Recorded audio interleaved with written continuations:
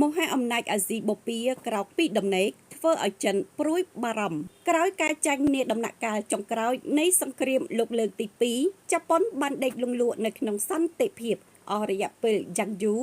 ប៉ុន្តែឥឡូវប្រទេសមហាអំណាចយោធាដ៏ខ្លាំងក្លាដែលធ្លាប់ដើរទន្ទ្រានឈ្លានពាន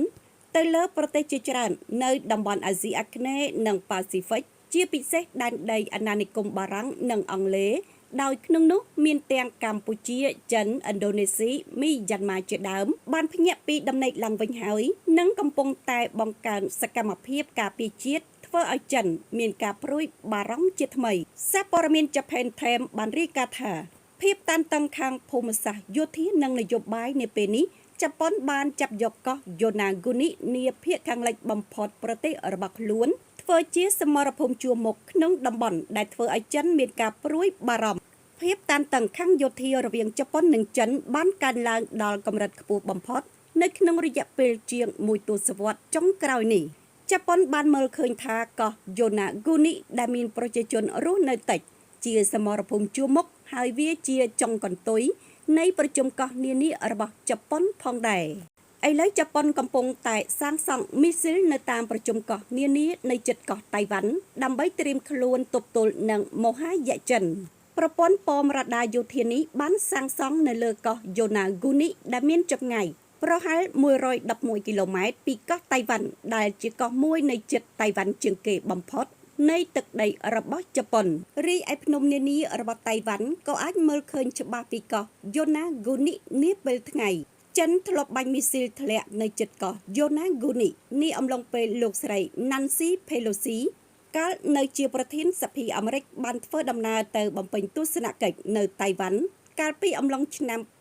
2022ចាប់តាំងពីពេលនោះមកជប៉ុនក៏ចាប់ផ្ដើមរៀបចំផែនការសាងសង់ប៉មយោធាដែលមានបំពាក់ដោយប្រព័ន្ធរ៉ាដាដ៏ទំនើបរបស់ខ្លួនចាប់ពីកោះយ៉ូណាហ្គូនីចុះមកដល់ប្រជុំកោះរីខ្ជូ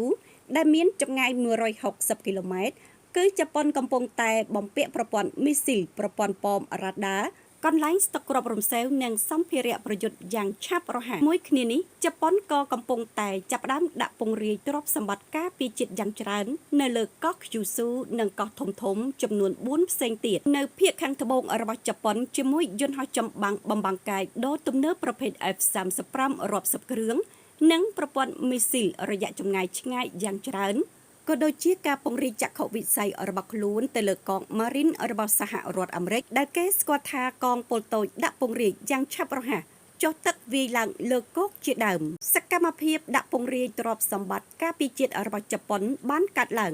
ចំពេលចំនួនបច្ចុប្បន្នរវាងប្រទេសមហាអំណាចសេដ្ឋកិច្ចអាស៊ីទាំងពីរនេះកើនឡើងខ្លាំងខណៈរដ្ឋាភិបាលក្រុងប៉េកាំងបាននឹងកំពុងតែបង្កើនសម្ពាធដើម្បីបង្ខំឲ្យនាយករដ្ឋមន្ត្រីជប៉ុនលោកស្រីសាណេតាកៃឈីលុបចោលនៅអត្ថាធិប្បាយរបស់លោកស្រីដែលបង្ហាញថាជប៉ុនអាចដាក់ពង្រាយយោធារបស់ខ្លួនប្រសិនបើថ្ងៃណាមួយចិនប៉ុនប៉ងដណ្ដើមយកកោះតៃវ៉ាន់ទន្ទឹមគ្នានេះដែរយន្តហោះចម្បាំងរបស់ចិនបានធ្វើឲ្យគាំងដល់ប្រព័ន្ធរ៉ាដាកំណត់គោលដៅអាវុធរបស់ខ្លួននៅលើយន្តហោះចម្បាំងរបស់ជប៉ុនដែលបង្ហាញអំពីហានិភ័យនៃការកណនាខុសប្រសិនបើភាពតានតឹងនៅតែបន្តកើតមានឡើងលោកកូអ៊ីឈីអ៊ីសូបេអតីតឧត្តមសេនីយ៍ឯក